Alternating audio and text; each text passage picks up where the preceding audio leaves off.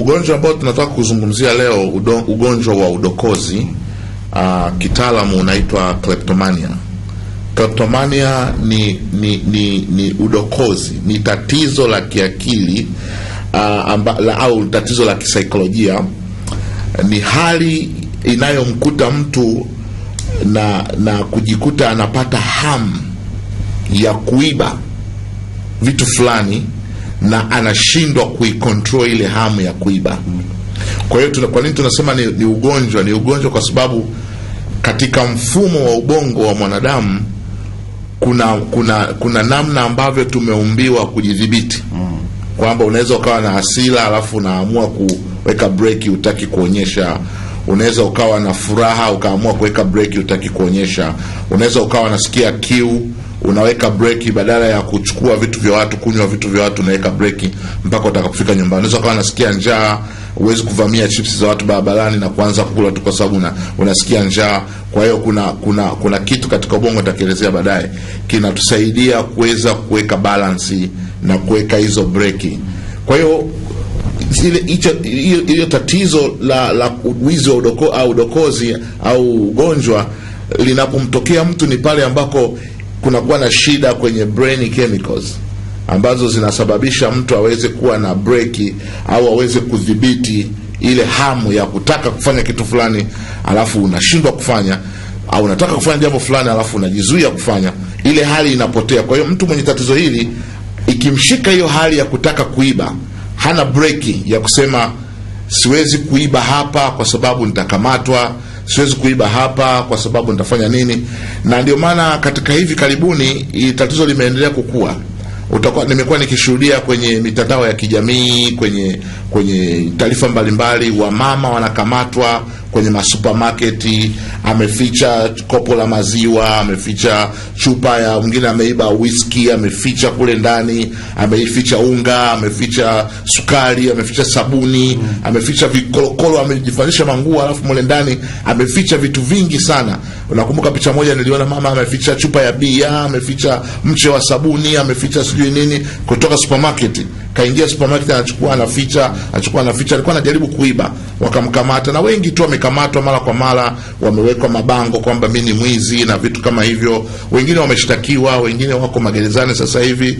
Wengine wameiba madukani, kwenye maduka ya nguo za wamama, viatu nini, anachukua anaiba. Ile ni tatizo ambalo linamkuta mtu na likimvamia anakuwa hana uwezo wa kusema no. Hana uwezo wa kujizuia. Kwa hiyo tunasema kleptomania au ugonjwa wa udokozi ni aina ya matatizo ya kushindwa kuzuia hisia zako, hisia ambazo zinakupelekea kutaka kufanya jambo fulani. Kwa hiyo unapokuwa na hisia kali, kuna hiyo breki ambayo inakusababisha kusema no, usifanye hivyo. Sasa hiyo breki inapopungua, ni kama gari ambalo lina breki kali, hata likikimbia kwa spidi kubwa, likifunga breki linasimama mara moja. Lakini kuna gari ambalo lenyewe halina breki, kwa hiyo hata ukijaribu kulisimamisha haliwezi kusimama, kwa sababu kila ukikanyaga breki zimeshaachia. Kwa hiyo inakwenda moja kwa moja. Ndivyo anavyopata mtu mwenye matatizo kama haya ya ugonjwa huu. Na tunasema mtu mwenye kleptomania au mtu mwenye ugonjwa huu wa akili anapokuwa na hamu, mara nyingi anakuwa na hamu sana ya kuiba vitu, na anaweza akaiba vitu ambavyo havina kazi, hana kazi navyo.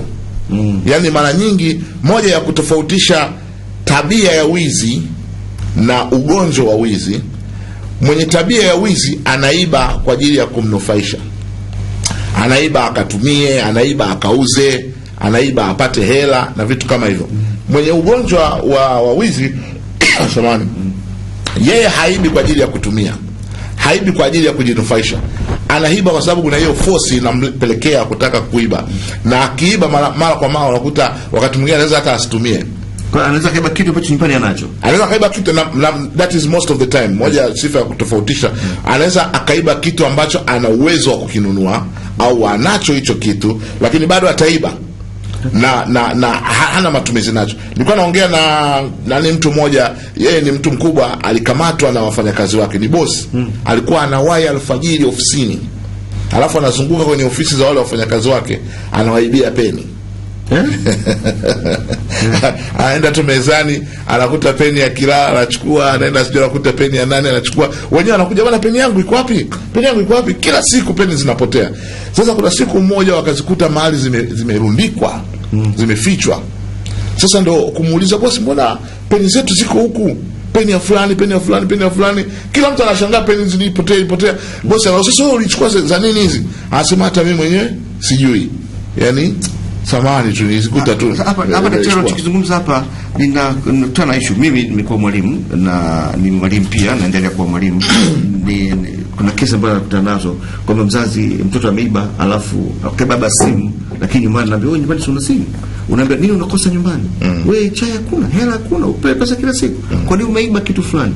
Hizo kesi tofauti. Na tena tu sio simu, anaweza kaenda akaiba hata mkate dukani, akaiba hata kitu ambacho nyumbani kipo, ana uwezo wa kukipata. Au unakuta mama ana nguo za pesa nyingi nyumbani, anaenda supermarket anaiba kiatu, anaiba nguo, anaiba kitu fulani, anaiba mafuta ambayo nyumbani kuna mafuta ambayo ana uwezo wa kuyanunua, lakini bado anaiba. Sasa hali kama hiyo, ukiona mtu, unamwangalia mtu mwingine unaona ni mama wa heshima, lakini bado anaiba nguo, anaiba simu, anaiba saa, anaiba viatu, anaiba nini, hiyo ikupelekee kujua kwamba kumbe huyu sasa sio hayuko kwenye lile kundi la tabia za wizi, yuko kwenye lile kundi la ugonjwa wa wizi. Ni tatizo la kisaikolojia, ni tatizo la kiakili ambalo linawakuta watu wa kutamani kufanya vitu kama hivyo. Sasa kuna sababu nini hasa kinasababisha hili tatizo? Linasababishwa na nini? Ukiacha hizo mambo ya tabia, huu ugonjwa wa udokozi, kleptomania, unasababishwa na nini? Kimsingi wataalamu wanasema hakuna sababu ya moja kwa moja ambayo inaweza kusema hii ndio inayosababisha, lakini ziko kadhaa ambazo zinapendekezwa kwamba huenda ndio zinachangia kwa sehemu fulani kuweza kumpelekea mtu kupata ugonjwa huu wa udokozi. Ya kwanza ni mabadiliko katika ubongo. Mabadiliko katika ubongo tunaita brain chemical changes. Mabadiliko katika ubongo yanapotokea yanaweza kupelekea kumsababisha mtu kuweza kuingia kwenye hali kama hii ya kutamani, kuwa na hamu, kuwa na shauku, kuwa na kiu ya kutaka kuwa na dokoa au kuiba vitu fulani. Na tunasema inasababishwa na tatizo la kiakili la kutokea katika kemikali za ubongo inayoitwa serotonin. Sasa serotonin ni aina ya kemikali katika ubongo ambayo inasaidia kusawazisha hamu, yani kufanya uweze kuwa na hamu ya kitu fulani na kuweza kucontrol hiyo hamu. Hizi ni kemikali katika brain inaitwa serotonin, ndio inasababisha kukufanya wewe bwana unakuwa na balance, kwamba unasikia hamu ya kitu fulani alafu unasema no, I can't do it now, let me wait. Unasikia hamu ya kukutana na mtu fulani, unasema no, I can't do it here, siwezi kufanya hapa, siwezi kufanya kwa wakati huu, let me wait. Sasa hii serotonin inapopungua nguvu, ndio kama ile black ndio kwa naizungumza kwamba imeanza kupungua makali, kwa hiyo hata inakuwa haishiki. Kwa hiyo hii serotonin katika brain inapopungua inamsababisha mtu kupoteza ile balance, inakuwa anapata inaitwa imbalance, anakuwa hana uwezo wa kucontrol vitu kama hivyo. Inaweza kumfanya pia mtu anakuwa wakati mwingine anaweza ikawa hajapata kleptomania lakini akawa na tatizo la pupa. Moja ya wale watu wenye pupa ambazo ni extreme, kuna watu ambao wana pupa mno mpaka inakuwa kero. Hiyo nayo ni moja wapo ya tatizo la kiakili, la kisaikolojia. Kwa hiyo ni the same na kleptomania. Mtu anakuwa na pupa sana au mtu anakuwa na hamu sana ya udokozi, inasababishwa na hii serotonin kwenda chini, kiwango chake kwenda chini. Na wakati mwingine pia moja ya sababu nyingine ni sababu za kihistoria. Tunasema historia ya familia na changamoto zake. Kuna ndugu, kama una ndugu ambaye anasumbuliwa na tatizo la udokozi, inawezekana na wewe pia ikawa inakudisturb. Kwa mfano kama mmeo ndo akiwa anasumbuliwa na tatizo hilo, linaweza likakusumbua kiakili, kisaikolojia, ikapoteza hisia zako na ikafanya hii tatizo ukapoteza uwezo wako katika kudhibiti hii hamu, ikajikuta na wewe nimekupata. Kwa hiyo inaweza ikawa mtu mwenye tatizo la udokozi likakufanya na wewe pia ukapata the same problem kwa sababu ya kuwaza na kupoteza kuongeza hisia. Lakini wakati mwingine kama una mtu ambaye ni mlevi sana kupita kiasi, inaweza kusababisha kukuletea frustration, au wakati mwingine unafanya mambo mengi kupita kiasi, na hasa wanawake, kwa sababu hii tatizo linawakumba zaidi wanawake kuliko wanaume. Moja wapo ya sababu ni changamoto za frustration. Unakuta labda mume hatunzi familia, mama anahangaika kutafuta hela, ada za shule stress zinakuwa nyingi, maswali yasiyo na majibu, anakimbizana huku na huku, hakuna mwafaka anaopata, na anakuta majukumu yanamwandama, na bado anadaiwa hiki, na bado anatakiwa afanye hiki, mume alishamtoroka au mume alishamzalisha. Unakuta na matatizo mengi wakati mmoja, yanamletea too much stress. Sasa zile too much stress zinaleta frustration, na hiyo frustration ina change zile emotions au hisia za mtu, na kumpelekea kuweza kudevelop hili tatizo la ugonjwa wa udokozi. Kwa hiyo utakuta wengi sana wa mama ambao wengi wanasema 3/4 ya watu wenye tatizo la kleptomania ni wanawake. Na miongoni mwa hiyo 3/4 ya hao wanawake, asilimia kubwa ya hao wanawake ni wale ambao wana changamoto nyingi sana za kimaisha ambazo zimefanya kihisia waweze kubadilika. Mfumo wao katika ubongo umebadilika kwa sababu ya hizo changamoto ambazo wanakutana nazo. Kwa hiyo wengi wanaishia kupata hili tatizo la kleptomania au uwizi au ugonjwa wa udokozi. Lakini tatizo lingine au sababu nyingine ni kuwa na matatizo mengine ya kisaikolojia. Yako matatizo mengi ya kisaikolojia, kwa mfano too much stress nimeizungumzia. Wakati mtu anapokuwa na stress nyingi sana, zinaweza zikampelekea kufika huko. Kwa hiyo tunashauri sana ujaribu kudhibiti stress zako, kwa sababu usipozidhibiti zitakucontrol na zitaharibu mfumo wa kemikali za ubongo. Utajikuta unapata kleptomania, unaanza kusikia hamu ya kudokoa, unaanza kusikia hamu ya kuiba vitu ambavyo huna kazi. Lakini pia moja ya matatizo mengine ya kisaikolojia yanayochangia kuleta kleptomania ni tatizo linaloitwa anxiety. Yaani unakuwa ni mtu na hali fulani ya wasiwasi sana. Ni moja ya tatizo la kisaikolojia. Kuna watu linawakuta anakuwa na hofu sana, anakuwa na wasiwasi sana, hata akitembea anahisi kama kuna watu wanamfuata nyuma, akilala anahisi kama kuna majambazi wamemzunguka, akitembea anahisi kama kuna kitu fulani kibaya, kama kuna bomu fulani litalipuka, kama kuna tatizo fulani kubwa fulani litampata. Inaitwa anxiety. Kila wakati anakuwa ni mtu mwenye hofu, akilala usiku anakurupuka kama vile anakimbizwa usingizini. Yani kuna mambo kadha wa kadha. Hiyo ni anxiety, pia inaweza kuchangia kuleta kleptomania au tatizo la ugonjwa wa udokozi. Lakini tatizo lingine la kisaikolojia ambalo linaweza kuchangia kuleta kleptomania inaitwa eating disorder. Tatizo la kula.